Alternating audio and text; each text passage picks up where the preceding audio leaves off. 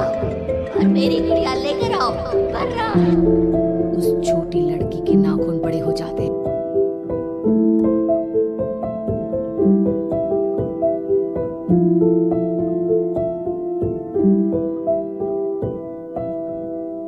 खूनी गुड़िया।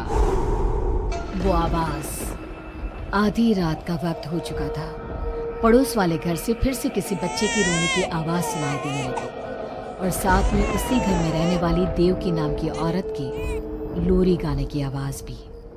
ये आवाज सुनते ही राधिका डर से थर थर कांपने लगी। उसने जल्दी से गहरी नींद में सोए अपने पति केशव को जगाया। केशव उठो, देखो ना, फिर से किसी की लोरी गाने की आवाज आ रही है बाजू वाले घर से। क्या हुआ राधिका, क्यों परेशान हो रही हो? अरे कोई आवाज नहीं आ रही है यार। लेकिन अभी बस 2 मिनट पहले तो देव की लोरी गा रही थी और एक बच्चा रो रहा था। अरे कोई मूवी देख रहा होगा, उसकी आवाज होगी। देवकी और उसके पति मोनिश ने बताया ना कि उनके बच्चे नहीं होते। उस घर में कोई बच्चा नहीं है। अब ना तुम भी सो जाओ और मुझे भी सोने दो।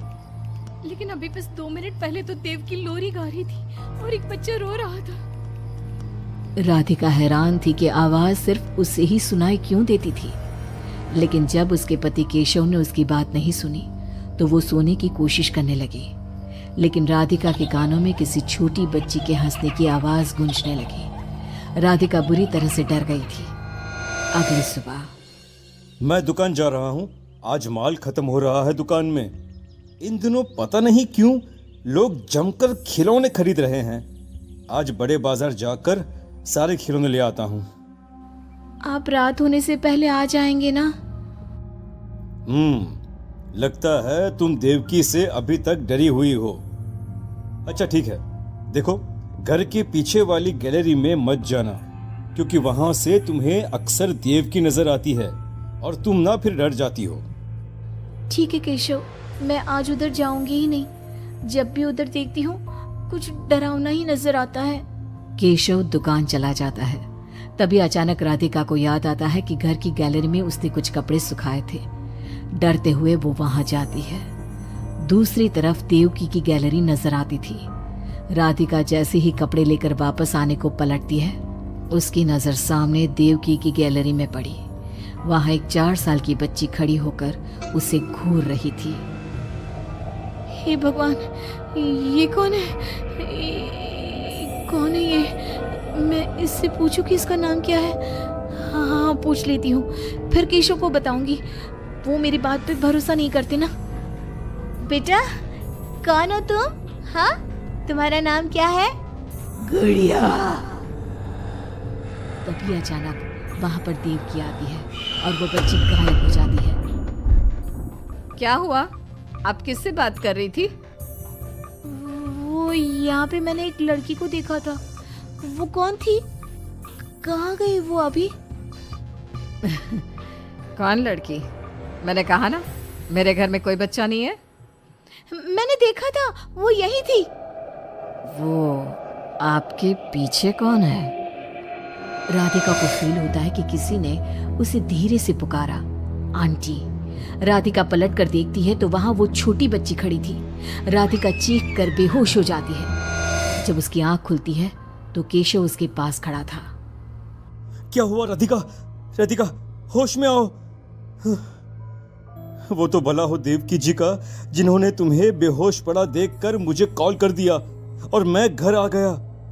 तुम उस गैलरी में गई ही क्यों? केशव, वो लड़की यहाँ आ गई थी और वो देवकी, वो ठीक औरत नहीं है। तुम पागल हो गई हो राधिका। आज देवकी जी ने ही मुझे तुम्हारे बारे में बताया। क्या सोचती रहती हो? अरे कोई नहीं है उस घर में। अगले दिन केशव की दुकान जाते वक्त, मैं भी आज आपके साथ चलूंगी। अच्छा ओके ठीक है, चलो चलो। अब दुकान पर पहुंचकर, वाह केशव, कितने सारे नए खिलौने। और ये इस पैकेट में क्या है? अरे एक बड़े साइज की डॉल है, मार्केट में नहीं आई है।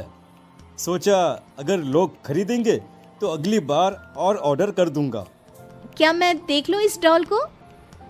हाँ, देख लेना। मैं जरा माल लेने बड़े बाजार जा रहा हूँ। तुम दुकान संभाल लो और आराम से बैठकर खिलौने देख लो, ठीक है? केशव दुकान से चला जाता है। तभी कुछ देर बाद देवकी दुकान पर आती है। कैसी हो तुम? तुम यहाँ क्या लेने आई हो? गुड़िया। गुड़िया? मेरा मतलब तुम गुड़िया का क्या करोगी? तुम्हारे घर में तो बच्चे। तुम मुझे गुड़िया दिखाओ, बस बड़ी वाली गुड़िया। राधिका घबराते हुए बड़ी डॉल का पैकेट खोलती है। बिल्कुल ऐसी ही डॉल चाहिए। आज वो खुश हो जाएगी इसे देखकर। कौन खुश हो जाएगी? देवकी अजीब नजरों से राधिका को देखती है और बिना कुछ कहे पैसे देकर चली जाती है। उसके जाने के बाद राधिका शॉप के अंडरग्राउंड में नए टॉयज का मॉल चेक करने जाती है। वहां बच्चों का एक झूला था। राधिका ने देखा कि वो झूला हिल रहा था, जैसे अभी अभी कोई वहां से उतरा हो।